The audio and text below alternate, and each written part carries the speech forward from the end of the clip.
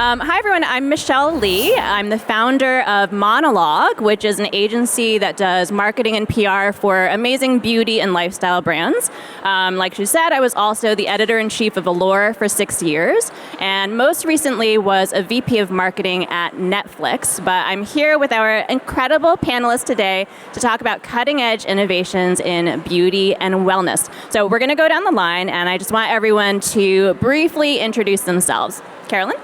Hi everyone, I'm Karalyn Zamora, the CMO of HigherDOSE. We're a company that fuses wellness and technology together to bring biohacking practices to the masses. I've thankfully had my own entrepreneur journey as well, being able to launch a few other sleep and wellness companies in sleep and yeah, so super excited to be here today. Hi everyone, I'm Katie. I'm the CEO of BelliWelli. We are leading the gut health movement in grocery.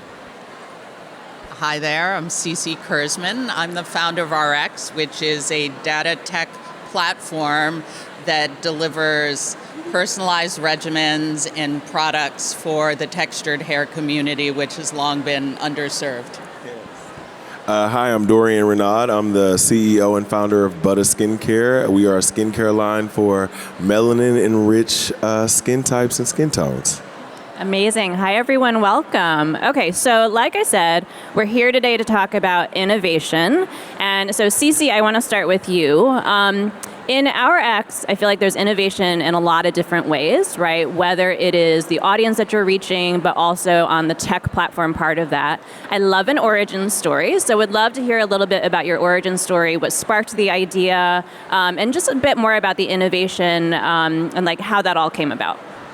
Okay, well, I'll try to make this quick, but it's a long story.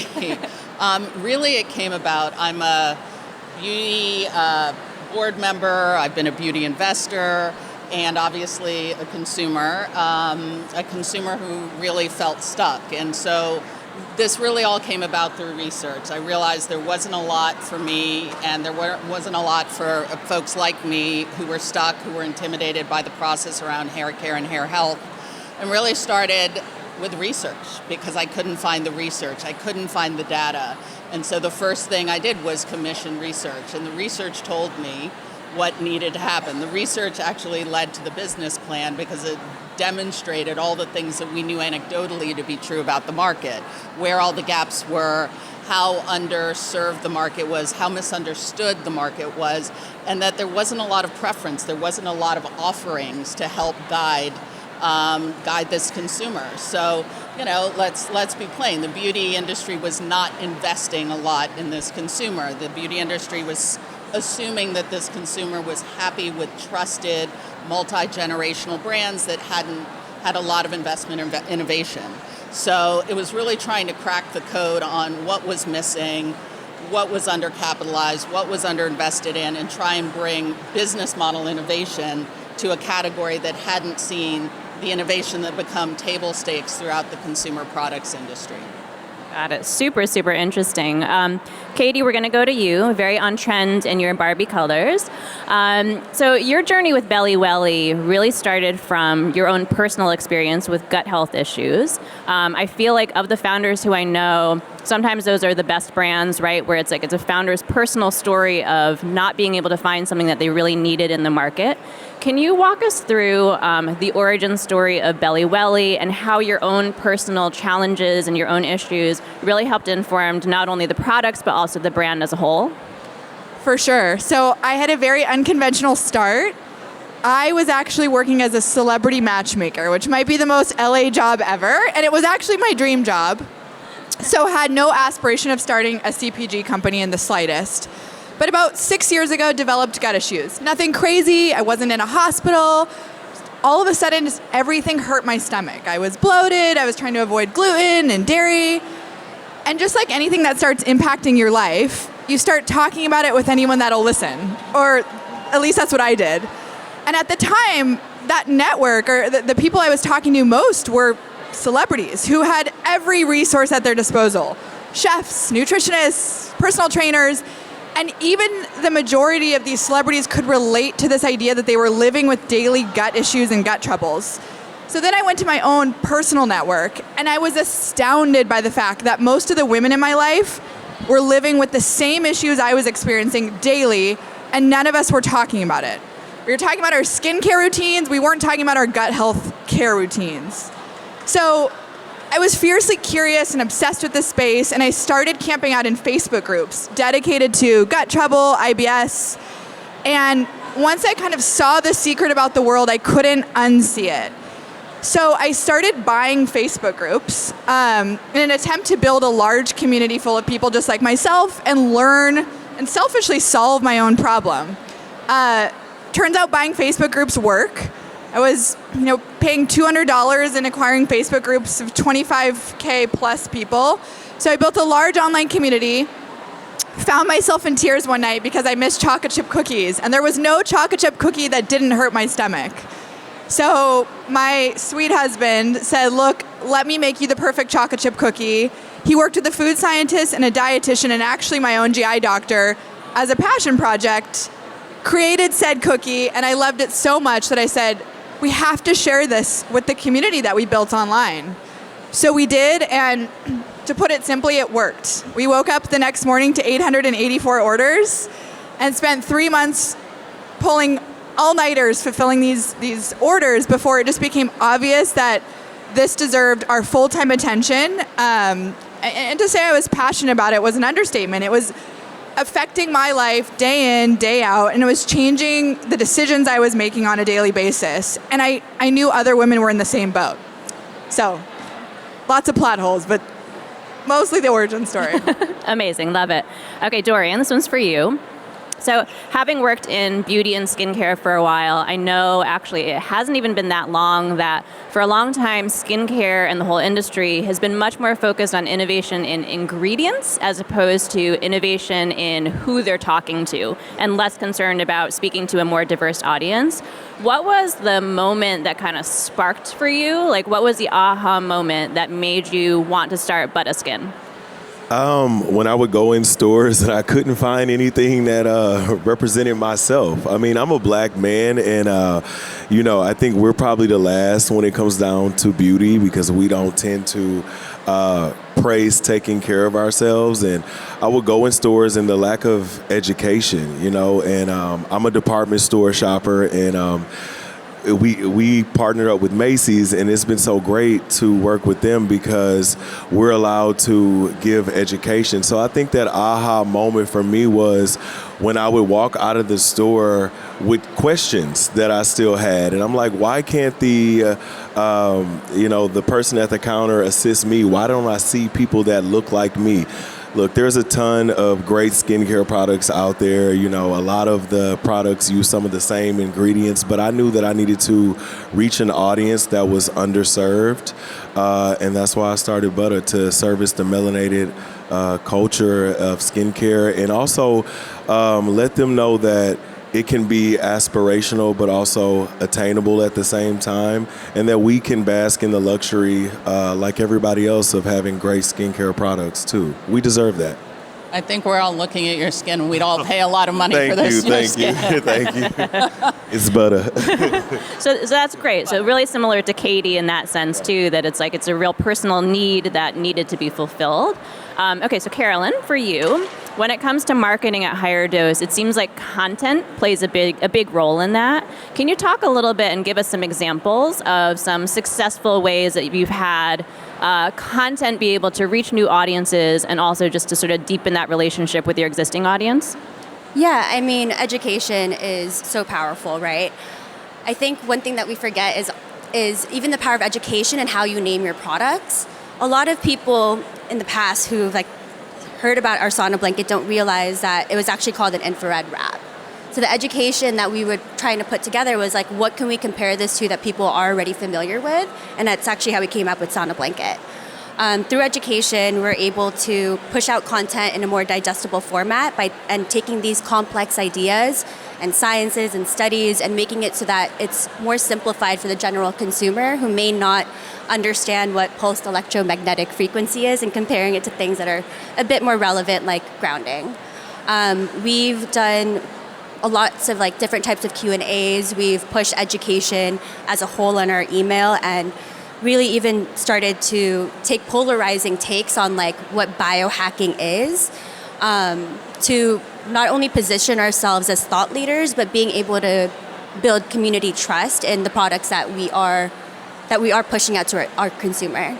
Got it. And so when it comes to content, are you equally focused on long form and short form as well? So, I mean, obviously saying what you can say in a 7-second TikTok is very different from a whole long written communique. Yeah, I mean, we always want to be able to provide multiple forms, right? We have blog content, we have our long form content. We actually have an award-winning series called Biohackers, where the founders go and try all these new different biohacking treatments, whether it's ketamine for PTSD, hot and cold therapy, Cambo, just so that they can understand the science behind like these biohacking practices that have always been part of like ancient rituals. But at the same time, we know that we all can't really pay attention for that long. So trying to find bite-sized pieces as to, you know, why these technologies or ingredients are important, whether it's explaining adaptogens or the power of chlorophyll for your gut health, for your skin health, and even for your body odor. So amazing. Okay, Katie, back to you. You talked a little bit already about the innovation of acquiring Facebook groups, which is super incredible and creative and scrappy. I think that for a lot of founders, especially when you're first starting out and maybe don't have a huge budget, a lot of times it's that creativity. Hello, airplane. It's that creativity that helps to kind of fill those gaps. You also did a very cool out-of-home campaign that I want you to talk about, and I'm not going to steal your thunder. I'll let you talk about it. But would love to know the origin behind it, like what sparked it, and also some of the results. So hopefully most of you in this room have seen it at this point, but the out-of-home campaign that Michelle's referring to is our Hot Girls Have IBS billboards that, again, you'll see in LA, New York, Chicago, Texas.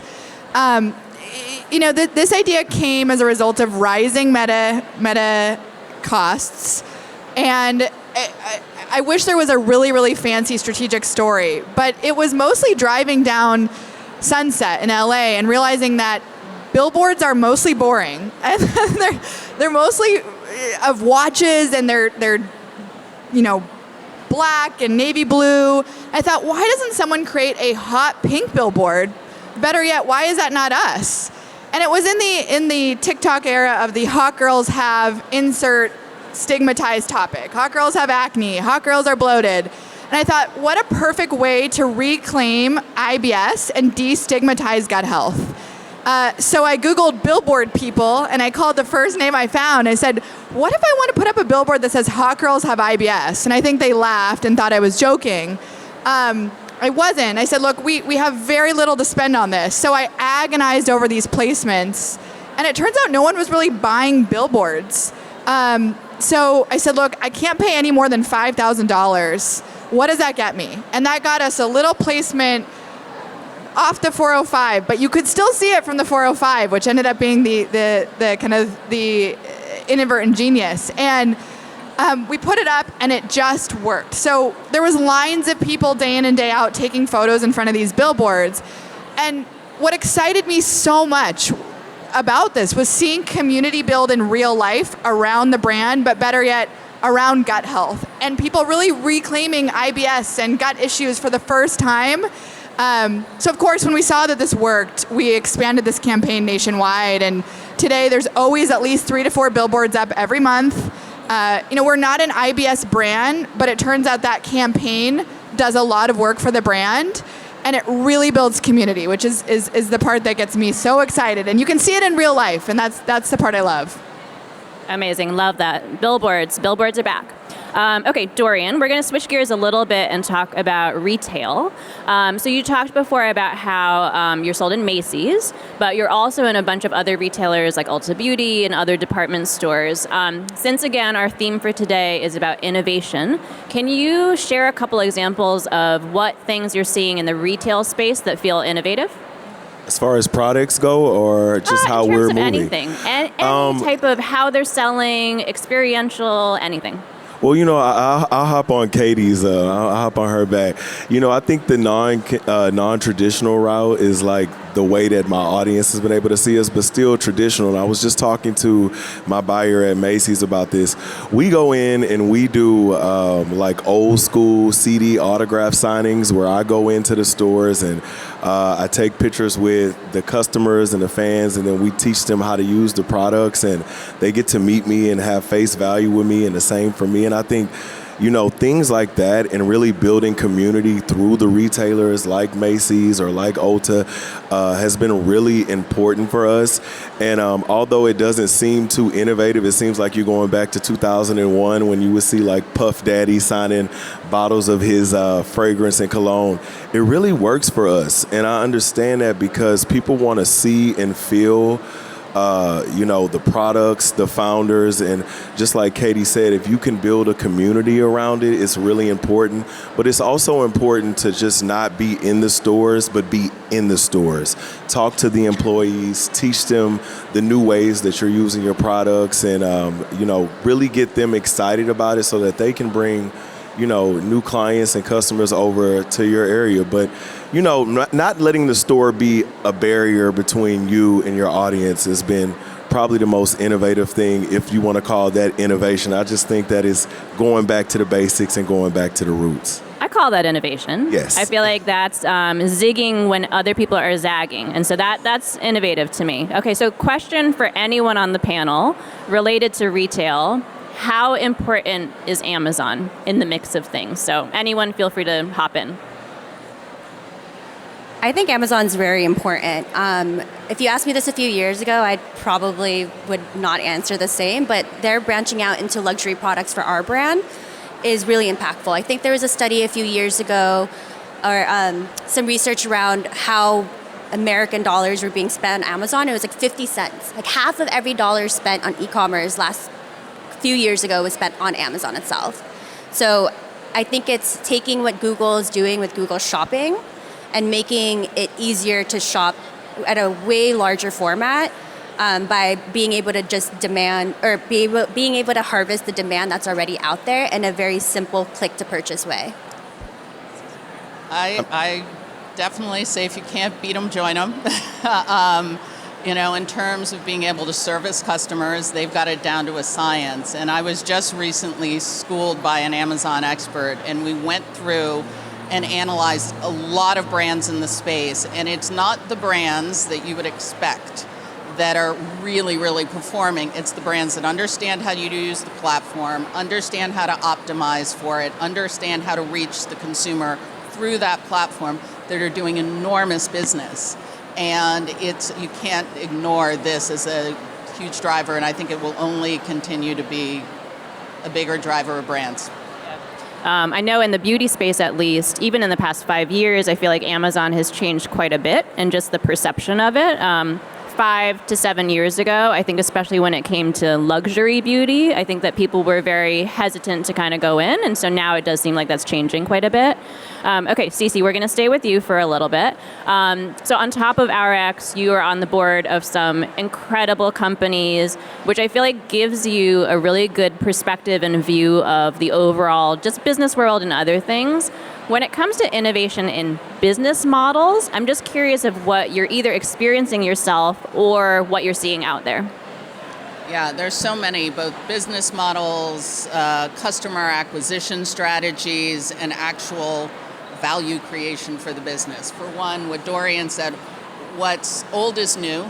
And in addition to finding spots in retail, services have come back, right? The idea of adding services to deliverables, the idea of high touch, expert education, right? We're hearing experts are actually becoming the new influencers, really replacing influencers because people want real information. They want to be well informed. This concept of the hybrid marketplace, right? Where you have affiliates basically sharing audiences with one another, so you have less buried entry, you know your audience is there, and you're able to share with other brands, you know, affiliate costs rather than buying paid spray and pray digital marketing. So for brands that are really trying to keep costs low, cost of acquisition low, that's become incredibly effective, brands working together. I think one of the most compelling things, though, in terms of value creation is community and monetizing the community. We're all talking about that, and community is not just a nice to have. Community is actually what is driving sales and monetization. I come in the music industry. Probably the best example of this is Taylor Swift. She does not sell records, she does not sell music, she does not sell tickets. She builds an enormous community that she then can monetize over so many different verticals. But that's where it all starts, right? It's not just because I like a song, I'm going to the concert. I'm part of a movement, and that movement is what sustains a very, very big business. And for all the brands, this is what we're looking to do. How do you build that, and how do you value that and take care of that community, and then you transact on the back of that. From an investor standpoint, I think one of the most important new elements that I see coming into conversations around valuation is actually having assets, right? Whether it's IP, whether it's data. Actually having underlying assets in addition to sales creates a whole nother level of value for the business and the ability to exit that business. You hear about the moat all the time, right? Yes, you have to create a moat around your business so it's not easily replicated, but actually having underlying assets to be able to transact with, it makes a huge difference. Super interesting. So many good nuggets. We all need our Swifties, our own audience. Okay, so I feel like we can't talk about innovation without talking about technology. So Katie, this is a little bit of a broad question, but how is technology changing your business and how you do business? I mean, the list goes on. So there's lots of ways to answer this. For us, I think it's making us much more agile. So, I've talked about community, and we're a community-led business.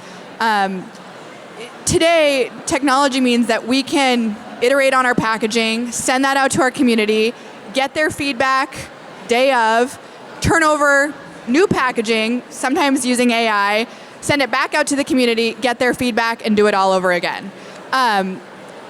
We couldn't have done it in the same way at the same speed 5 years ago, and that's actually how we iterate now. Same goes for anything we touch digitally. Goes out to the community, comes back. We do 5 iterations before it ever goes to market. So we're able to de-risk a lot of what sits in retail before it ever hits a shelf. I mean, again, this list is endless, but that's my best answer. Amazing. Okay, so I'm glad that you mentioned AI because I feel like this has been the year of AI. And of the people even who I know, I feel like there's 50% of the people who are like, I'm so excited about AI. And then the other 50% are like, oh my God, I'm really scared. Karalyn, if you had a crystal ball and you could kind of look into it of like your predictions of how AI is going to change the business world, and in particular what you're doing, what do you see in the future?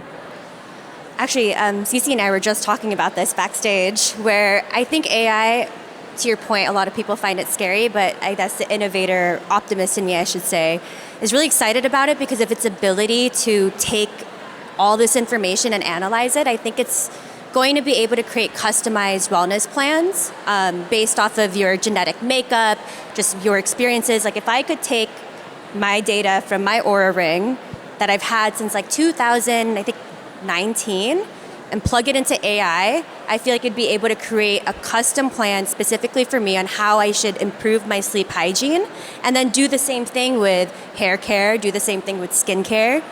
We try to build things that are one size fits all. But the truth is we're all so unique in our own way that like maybe it's one size fits most, one size fits some, but being able to customize for each of our individual needs is where AI is really going to be able to shine. Super interesting. Okay, by show of hands in this room, how many of you are founders or want to be founders one day? Okay, so many.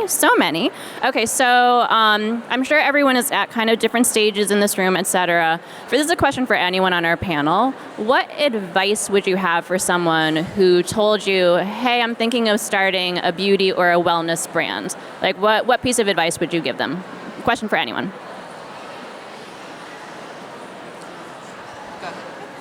I go back to the what's old is new. We've gone through prolonged phase of hyper growth rules the day. And we've sort of left behind the age-old tenets of you build a business one brick at a time.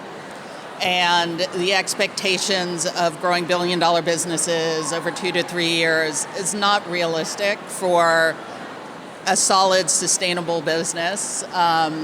So I would just say don't be afraid to start small and to grow slowly, steadily, and one brick at a time, because that's actually how the great businesses have been built. The businesses that are built to last have been built. A lot of businesses that were high-flying aren't around anymore or aren't valued the way they used to be. And, the businesses in beauty, whether they be Estee Lauder or L'Oreal or family-owned businesses that have lasted for generations, being built one brick at a time. Karalyn, did you have something to add?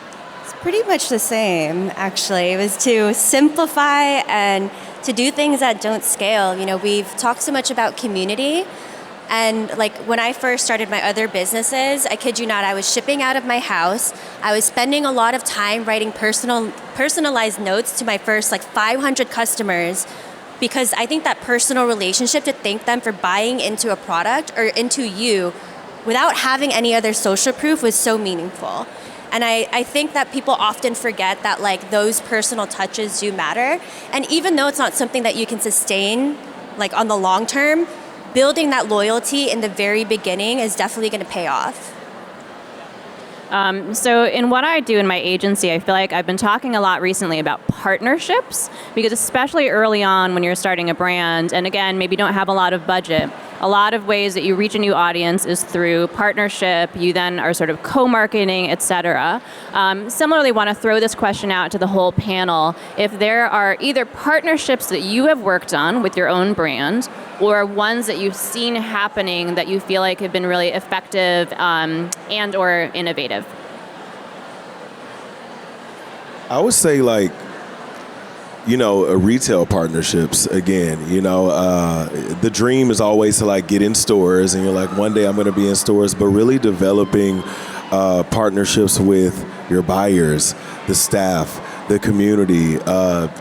Every retailer is different, right? So even if you have the same product that's in several different retailers, I think it's important to cater to each retailer for who they are and understand their brand identity and, shape what you're selling and what you're doing to that particular audience. I don't go into a store just because you're going to go into a store. Go into a store because you love that store and you really want to be in there.